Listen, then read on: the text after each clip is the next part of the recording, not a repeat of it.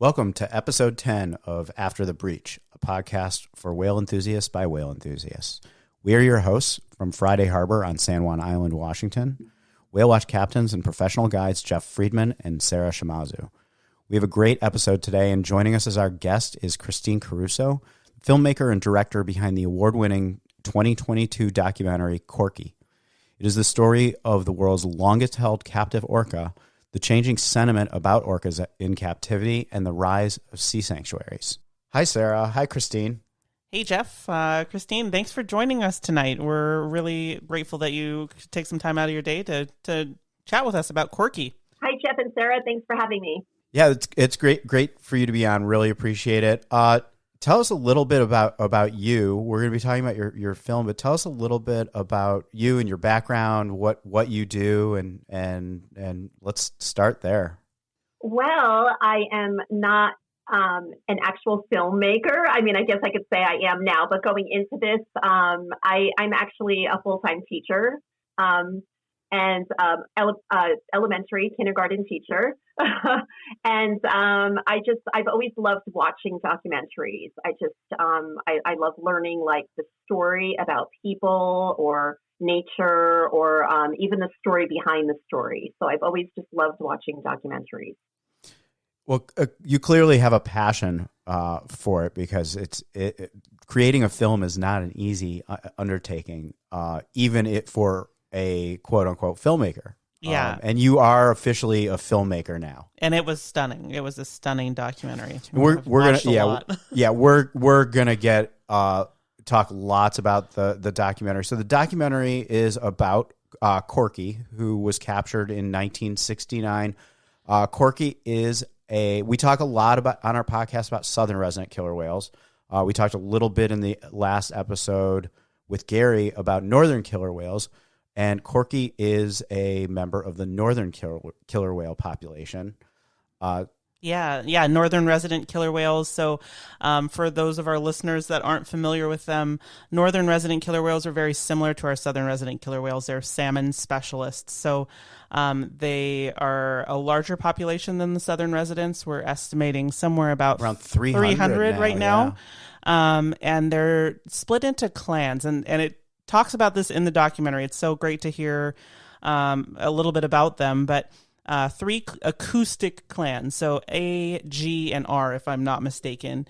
And Corky is a member of them, and they are a population that was targeted just like southern residents, like our Biggs killer whales, by the live captures during the 60s and 70s for marine parks. Yeah, a major distinction between the northern and the southern, the size of the population, certainly. And where they are. I left that part out, but where they are, mostly inhabiting northern Vancouver Island, up into the BC main, coastal region, and even into Southeast Alaska. And they've been, I heard at least acoustically off the coast of Washington recently as well. Yeah, and their numbers are above what was estimated pre-capture numbers, and so their population is doing much better than the southern residents. And the southern residents are just one clan. You're right, J clan. But Christine, tell us about Corky, if you don't mind specifically, and how did you learn about her, and who is she? Yeah, so I grew up in a city. I grew up on the East Coast, so I wasn't really connected with orcas at all. So I just happened to watch Blackfish when it came out, and it moved me so much. And I watched it a few times, and I just felt compelled to learn more about orcas, both captive and wild. And with Google and the internet, it just kind of led me on this chain of events and this trail. And I was, learning about all the different orcas in captivity. And then I came across Corky, and I mean, her story was so fascinating. I mean, she's the longest held orca in captivity. She was captured in the wild at a young age, and just everything she's endured. And also, not only that, but I also was learning about the people who have been advocating for her for decades. And I just felt like it was a fascinating story. So, and, new things would come out, like, her capture anniversary is coming up actually on Sunday. So, whenever it's December, I'm kind of, watching the news, and there's a surprise. There's like a new article about Corky, and I didn't know this, or I didn't know this. So, it's just a journey that's been probably 6 or so years that I've been on. That's amazing. So I've forgotten that her capture was early December, and so I think we're going to have to publish this podcast on her anniversary in honor of her. Yeah, that seems fitting. And your film. So yeah, that does seem fitting. How do you go from it's just amazing, and we've talked a lot on previous episodes about passion, and I mean, how do you go from being drawn into Corky's story to saying, yeah, I'm going to make a film? There were so many events that kind of pushed me in that direction. So, first I'm researching online, and then next thing I know, there's this Kiss the Sky concert in Seattle, and it was, to benefit the orcas. And I met Dr. Paul Spong, and then I had known about the banner. I saw a video on YouTube about the Corky Freedom banner, and I asked Dr. Spong if I said I wanted to display it, and he's like, well, email me. And so it kind of led to just me actually getting the banner out of storage and displaying it, and kind of reviving it. And so, yeah, it's just, and then along the way, I also, I met Teresa Demarest. She did a film, Keiko, The Untold Story. And just seeing her, and she was like a normal person like me, not a filmmaker.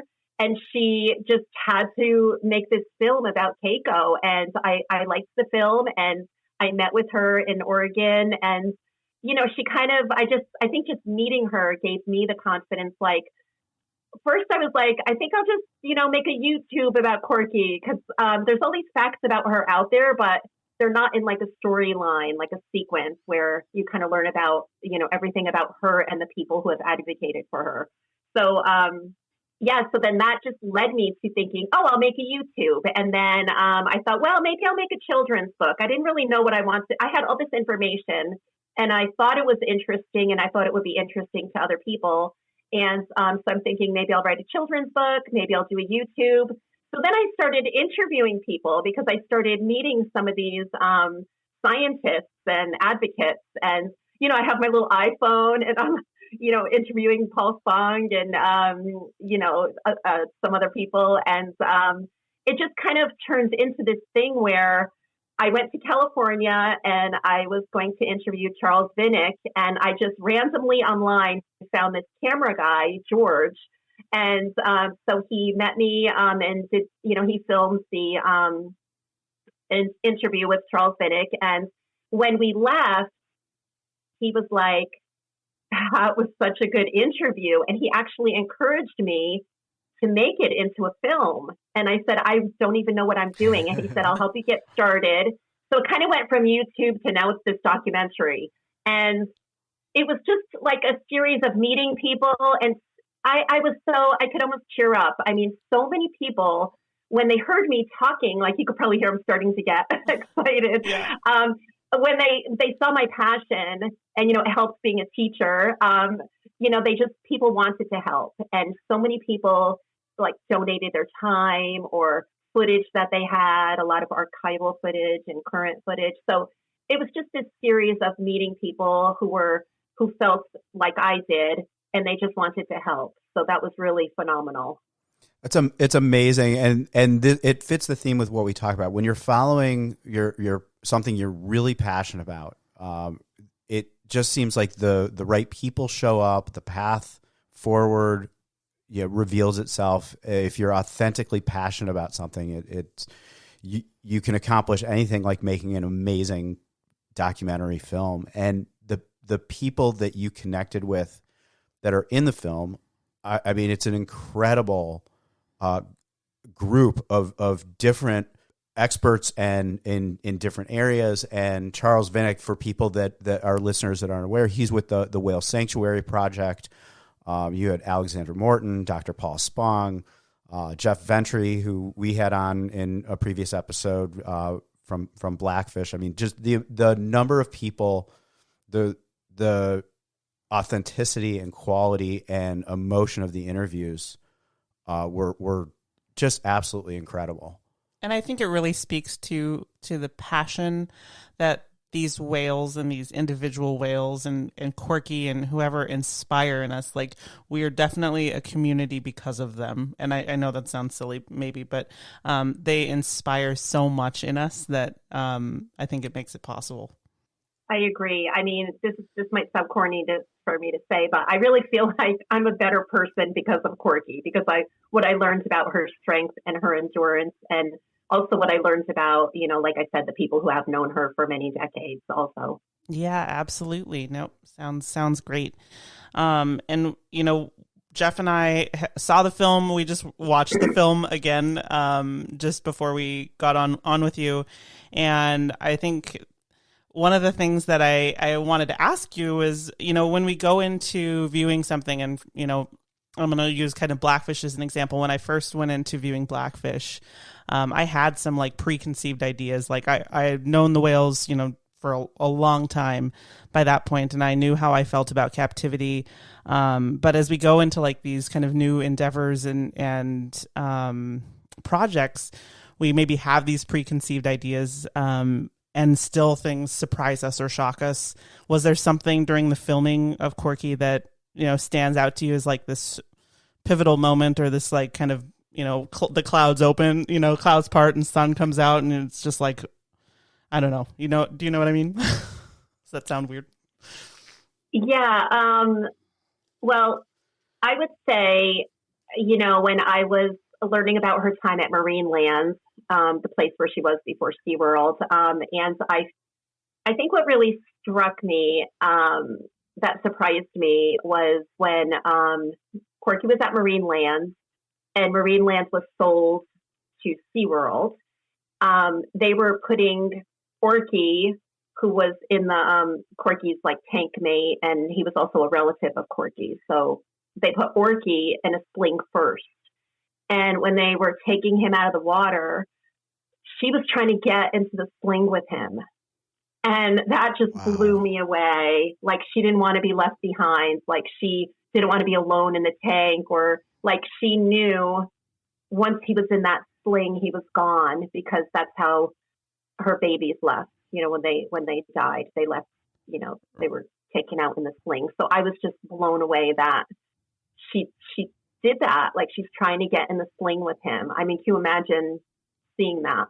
Right. And I mean, really, like, the slings have had a negative impact on her since the beginning. I mean, she was lifted out of the cove in a sling and taken from her family. Watched how many whales taken before her, before she was sold. So yeah, that was one of the moments in the film that really struck me too, was that. The emotion, the emotion that these animals have. I mean, we see examples in the wild when we're out watching killer whales, but these are really up close, horrific. Yeah. Unlike what we see. Like, we see the beautiful family side of their emotions and their community side. These are things that in a captive environment that are they really pull at your heart and make it's very sad. I think we're going to talk a lot about this. I mean, I can't say enough that everybody should watch this film, and we'll let everybody know. It'll be in the show notes, and we'll talk in a few minutes about where they can see it. But Sarah, what jumped out? Was there something that jumped out for you? There was, and I think I made you pause the film like when we were watching it. Oh yeah, and Christine probably will recognize this piece too. But it was when she was in Marine Land, and Alex was talking about how they would kind of rest at night, and then they would start just before the sun came up, like moving around the tank with some more speed and squirting water at the side of the tank, and that was where the first the sun first hit the water. And as the seasons changed and the sun moves, they still always knew the spot where the sun was going to hit the water. And it really struck me because we, for people that have worked alongside whales in the wild, these whales in the wild, we often convey the biology and the physiology of these whales, but there's a mysticism to them. There is something deeper. There is something more to it, and it's hard to put into words. And there are people that will look at you like you're crazy for saying it, but there's really something to. It was almost like a ceremony to them, and we see ceremonies out here in the wild with these whales, and it just really struck me that piece. Yeah, the whole sunlight ceremony that Corky and Orky had was just really incredible to hear Alexander Morton talking about that and to see some of the photos. The image of her like spy hopping at the tank wall with her tongue out, like touching where the sun was hitting. It just even talking about it sends chills down my spine. Yeah, and just how it was like a signal that the day is starting, and they would get active and they would kind of roll around, and just to be in a room with Alexandra Morton interviewing her, and I'm like kind of crying through the whole interview because she was right there. I mean, she spent so many hours next to Corky and Orky, and I really highly recommend her book, Listening to Whales. Yes. That it chronicles her time there. Yeah, great, fantastic book, and you just made me realize. I think you're very, very right on. A lot of what we know about Corky is because of her. It's because she can give a firsthand account of the stories, and I think because of that, in some ways, we know Corky better than I think we know any other captive whale. Especially from I've been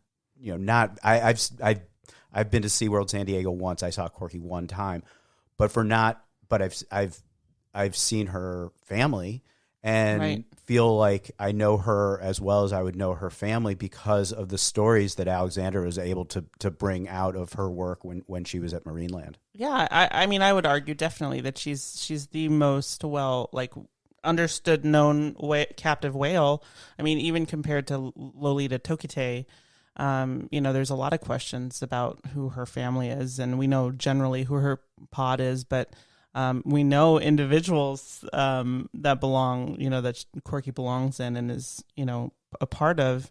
And Jeff, you had a very memorable experience that kind of started you on your whole road to where you are now with a member of her family. Yeah, A61. Who's a cousin of hers, and who I didn't realize that until I saw the film and saw Corky's matriline and her cousins laid out on the screen, and this was back in I think 2009 or 2010, and I was up in Johnstone Strait in the summertime and had just an epic encounter on a kayak.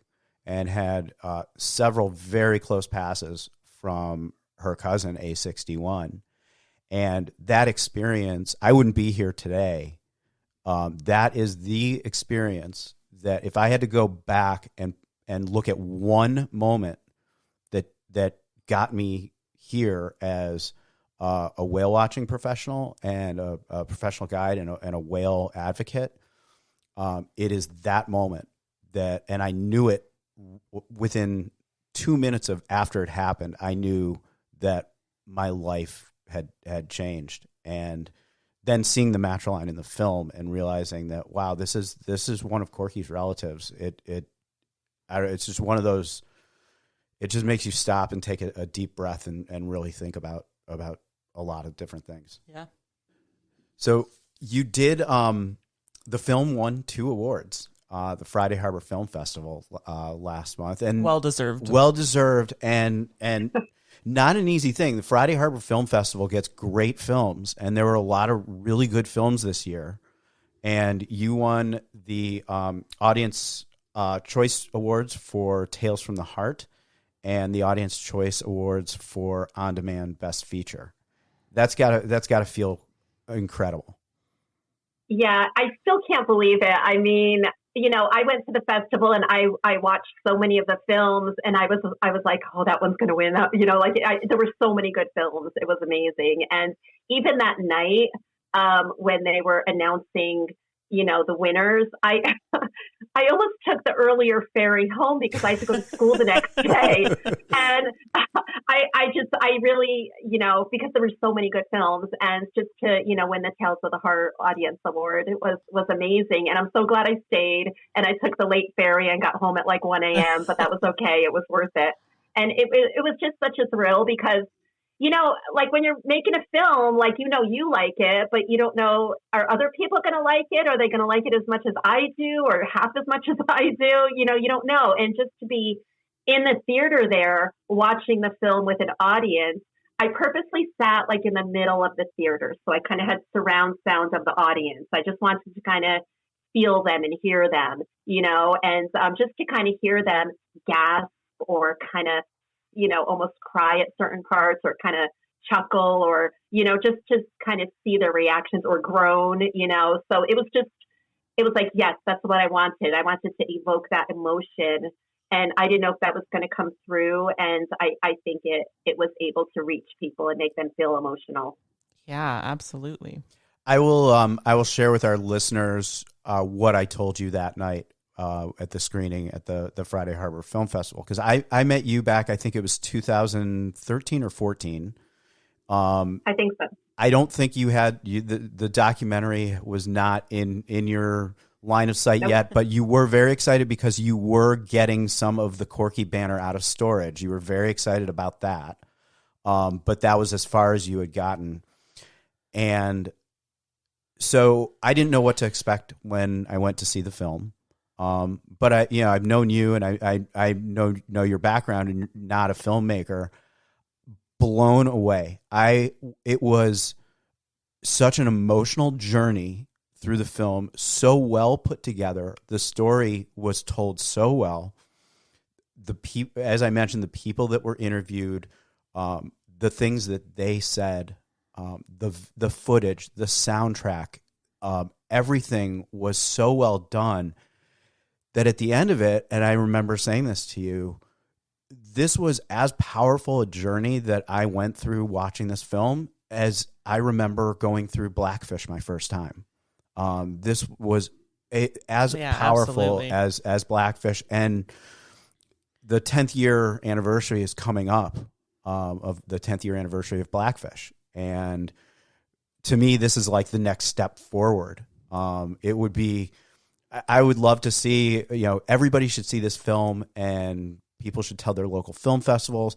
And it would be so cool for CNN for the 10th anniversary of Blackfish to get access to Corky's film and push her story forward.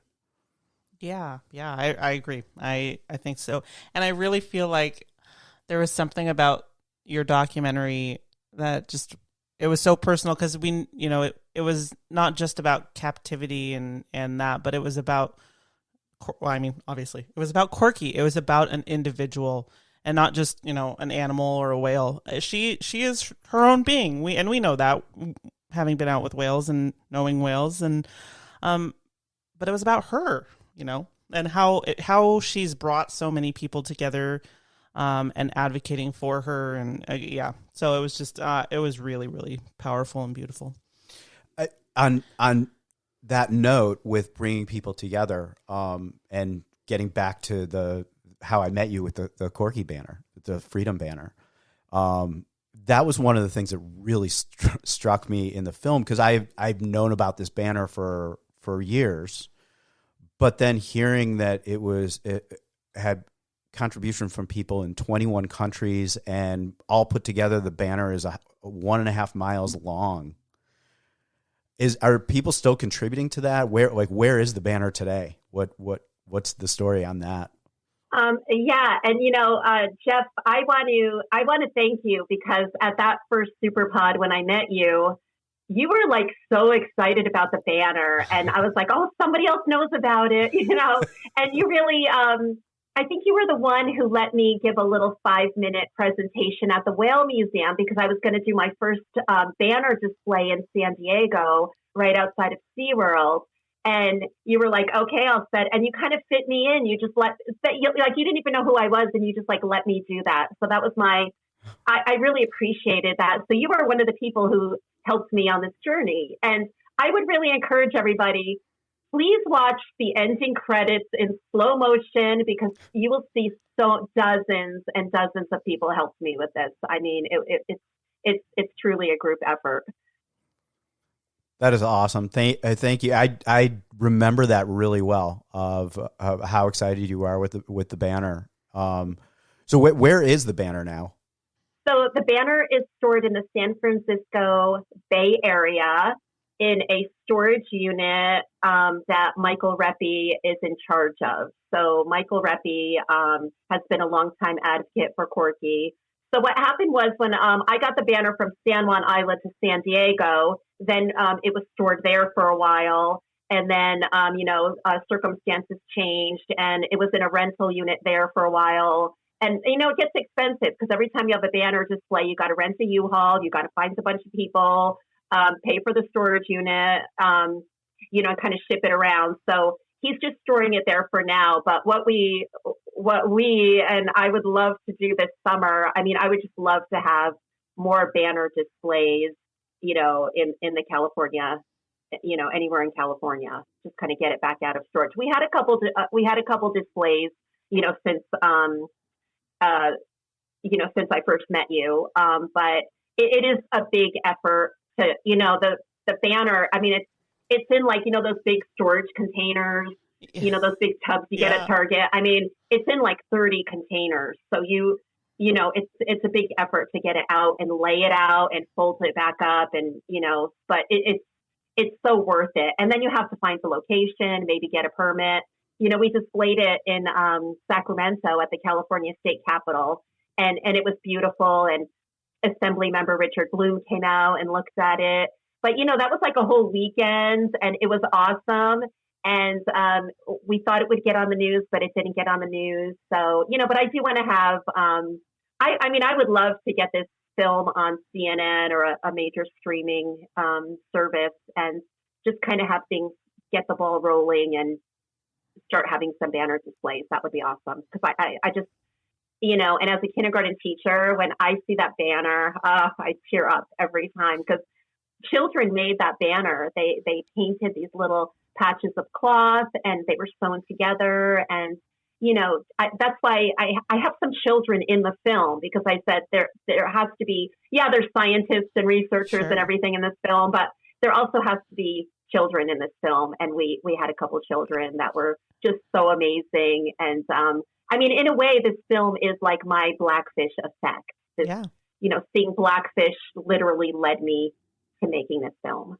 Yeah, the parts with the kids making the banner and was just, I loved it. I think David Howitt said in the film too that it was kind of bringing these kids together regardless of what SeaWorld decides to do, that there was this passion for advocating for these whales, for Corky, for others, and it was just so moving to see our next generation essentially taking up the cause, and it's just so they're hopeful, right? There's a lot of hope there. There is a lot of hope. And you mentioned Michael Reppy, and I know he's involved with some hopeful plans along with many others. Can you talk a little bit about what the hope is for Corky in trying to get her retired back to her home waters and cared for? Obviously not. I don't know that she'd ever be a candidate for release, but at least retired back to her natural environment in her home waters. Yeah. So what a lot of people want is for Corky to be retired to her home waters in a sanctuary and to not be released. She would be under human care. And in the film, Michael Reppy and Dr. Paul Spong both welcome, let's partner with you. Let's partner with SeaWorld. It could even be SeaWorld staff taking care of her. And Michael Reppy owns a lodge in Double Bay, which is on San Islands, and he's sprucing it up, and he's making efforts to have it ready to be a sanctuary site. So he would love to have Corky retire there, along with SeaWorld's participation. And yeah, so that's what he's been working on. And as far as other efforts, I think just the sanctuary movement in general, as mentioned in the film, there are some different sanctuaries in the process of being created, and some that are out there also. So yes, that's the hope, that she is retired under human care, but she's, in her natural habitat. And, it is, she would, it's possible her family would pass by. Maybe they would come into the bay, but she would be, in like that kind of netted off area. Sure. One of the things I've thought about this for a while in terms of Corky, and also with possibilities for Lolita being retired, the idea of them in their natural habitat, and then for the first time for Corky would be over 50 years of hearing other killer whales that speak her language and that are using her family's calls, and just giving that experience to her, back to her, and then from a human who just loves killer whales, the fascination of what that what would be going through Corky's mind at that point, and like just being able to hear with the hydrophone the calls going back and forth. I can't want that enough. Mm-hmm. Yeah. And I mean, and not just there, right? But like the feel of the tides going in and out, the sound of kelp, rubbing together, and the shrimp and anything, like all those natural sounds that she surely, knowing how sentient and how emotional and how good their memories are, she must remember she was, probably 5, I think, when she was taken, estimated to be about 5 years old. Just all of that too. Being able to swim in a straight line. Yeah. Yeah. I think I saw the bluff. I think it was 25 acres, or the bay. So yeah, being able to swim in one direction without having to, turn after one or two swipes of your tail. Yeah. Is there a way go ahead. Oh, sorry. I kind of have this like dream of, when I think about Keiko, he was trained to follow a walk boat. Like, so he would follow this boat and they would ring a tone and he would come back. I mean, I don't even know if that would even be possible, but I just even dream about, could that happen with Corky, where she's in a sanctuary, but she could go on these ocean, journeys with a walk boat and then come back. I mean, that would be so awesome. Right. That would be incredible. I mean, one thing that we are continually learning about these animals is they're smarter and more capable and more independent than I think we often give them credit for. I mean, I think the most advanced animals on this planet, but that's me. I agree. And the ocean walks with Keiko, and applying that in a Corky situation would be amazing. It also makes me think of Springer, and when Springer was brought back and her family showed up almost immediately, and just a lot of emotions there. And look at Springer today. Right. So, I mean, they constantly surprise us, right? The one thing I know for certain about orcas is that I don't know hardly anything at all. Like I'm constantly learning, even after 20 plus years of being around them. Always. They're always teaching us something if we listen and look. Yep. How can people get involved with efforts to retire Corky? I would say follow Michael Reppy. He has the website, doublebaysanctuary.org. And Michael Reppy, I forgot to mention this before, he he mailed a request for a meeting. He wants to have a meeting with SeaWorld, but they haven't responded. And if he were to have a meeting with them, he would present a proposal, offering his site for a retirement home. So I would say doublebaysanctuary.org. Also, the ending card in the film talks about Steve Wise and the Non-Human Rights Project. Mm-hmm. I would follow the Non-Human Rights Project. They are working on different court cases to try to get legal personhood for some elephants and primates. And it was announced that they do want to start advocating for personhood for orcas.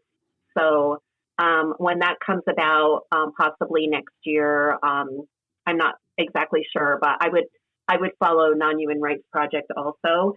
And orcalab.org, they study the northern residents. And also Jared Towers has a website, Baycetology, is that how you say it? Yeah. Baycetology.org. Yeah. So yeah, I would follow Jared's stuff too. Yeah, those are all great sources, and we'll post links in the show notes. But yeah, we're hoping to get Jared on a future episode, and or 5 or 10. Or yeah. He's got so much amazing research to share.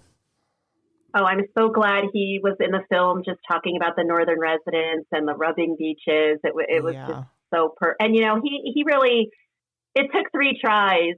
There was some technical difficulties, so he was interviewed 3 different times, and we were lucky on the 3rd. And he was always so gracious and willing to give his time, and I'm so glad that it worked out. Yeah.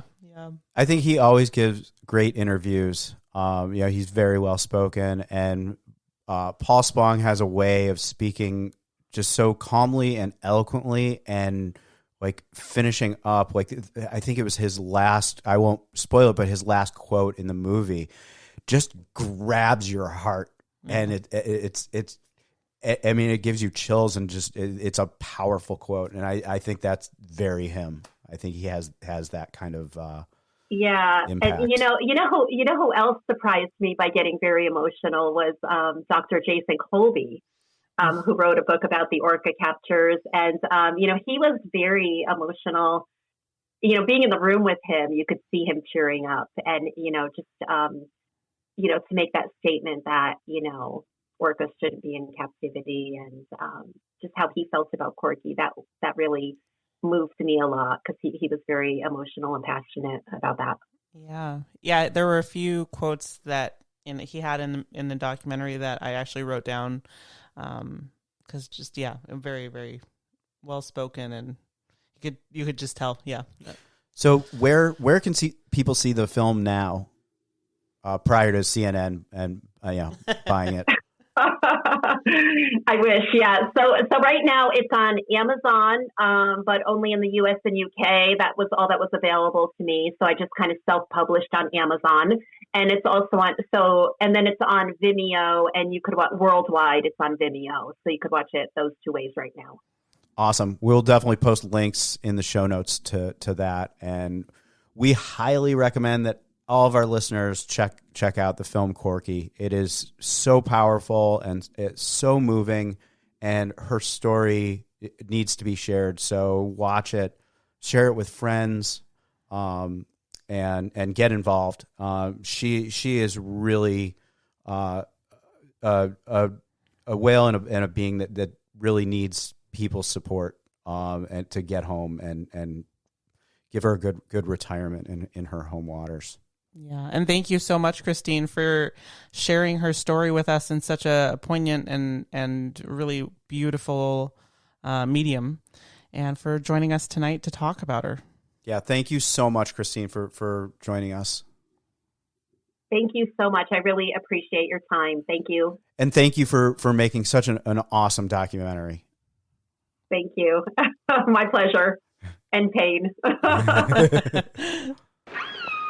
Wow, that was really incredible. And again, everyone should see this film, and however you can, get involved in the campaign to retire Corky. Yeah, it definitely was heart-wrenching and really beautiful, and a lovely film overall. And just, I'm speechless. I'm going to have to go back and watch it again just because there were so many parts that left me, heartbroken and hopeful and everything at once. It's an emotional journey, and you said this really well earlier. It's a very personal story. Blackfish was about. Blackfish had personal stories in it. Mm-hmm. This is really a personal story about Corky. Yeah. So very, very different from Blackfish. Different feel to it, but equally as powerful. And this is her story. Mm-hmm. And I think that you really, you learn so much about what she's been through in a very personal way to her. Yeah. So yeah, we're going to post everything in the show notes and check out the film, and let us know what you think. Send us, we'd love to hear what your thoughts are on any the film. Questions you have or suggestions on where, we can promote it or Christine can promote it too would be great if you have, thoughts on that. You can email us afterthebreachpodcast@gmail.com. You can get our Instagram and Facebook contact info off our website, afterthebreachpodcast.com. Can't leave an episode without talking about some recent sightings. And we haven't had that many because it's been freaking cold outside. It's been cold. It's that time of year where it's cold. We get some days where it's just really windy and you don't want to be on the water. And not as many people are coming to visit Friday Harbor in the San Juan Islands. So we're not out quite as much. We haven't really been out the Hardly last couple weeks at all. However, the southern resident killer whales have still been down in Puget Sound. I know K-Pod was there yesterday. Yeah, jays have been up north in the Strait of Georgia, and I just got a message. It sounds like they may have been heard on the Port Townsend hydrophone this evening as K's went up out of Admiralty. Jays were coming down. Like maybe they knew that they were coming to meet them. They must have snuck down Rosario Strait. It's so incredible. And I saw a post on one of the Facebook threads on one of the pages talking about K-Pod yesterday. Mm-hmm. And somebody posted like, wow, the southern residents have been in Puget Sound quite a lot this winter. Yeah. Is this normal? And this goes back to what we What's were normal? Right. What we talked about this with Gary, and we keep saying this. Whatever the book of normal is for southern residents, throw it out. That is history. They are rewriting the book.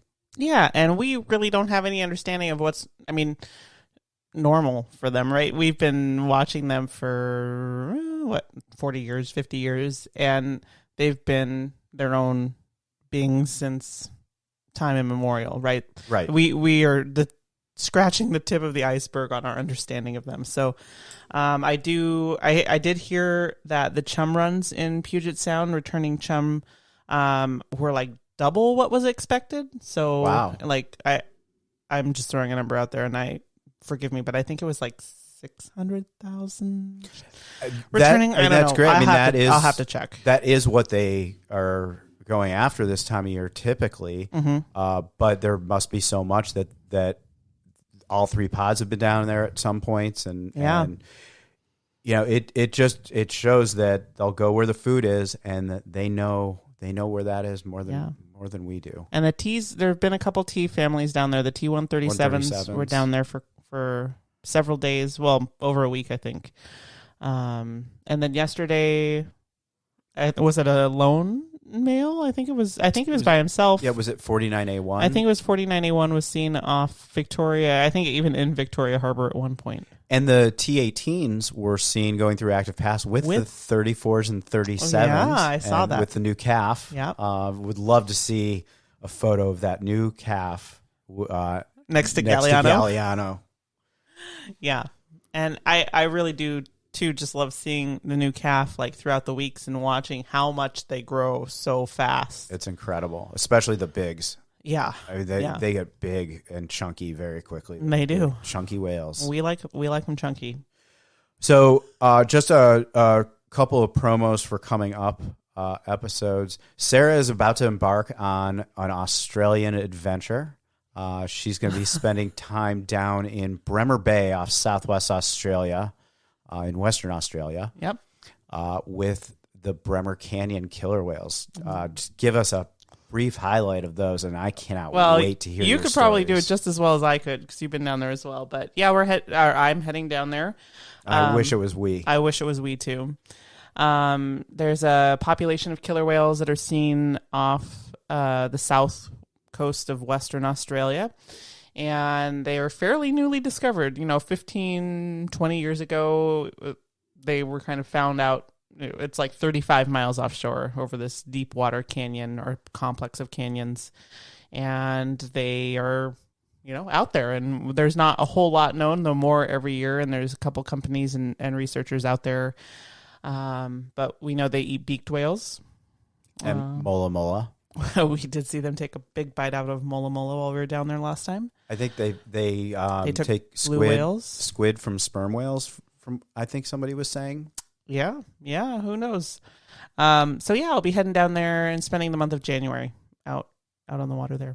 So we're gonna do an episode. Obviously, Sarah and I won't be in the same place for that one, no, unfortunately. But we're gonna do an episode and get some of the stories from Sarah, from her adventures, and hear some more interesting things and about the Bremer Canyon killer whales, and get some photos and videos that she's taking this season while she's down there, and then you're coming back for a couple days. And then I'm going to fly down and meet you and the rest of the gang down in the Silver Bank to go swim with humpback whales, the North Atlantic humpbacks in the Sanctuary for Marine Mammals of the Dominican Republic.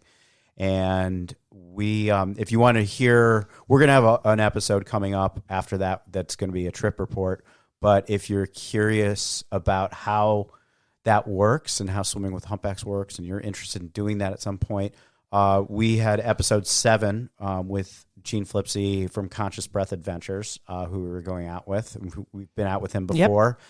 And we are probably going to put together a trip with him in 2025. I'm down. And if any of our listeners are interested in, you don't have to commit to anything now, but if you're interested in doing something like send us an email. Send us an email. Take a listen to episode 7, and then send us an email to afterthebreachpodcast@gmail.com and let us know if you're interested in joining us. You can also, if you want more information about that trip, it's consciousbreathadventures.com.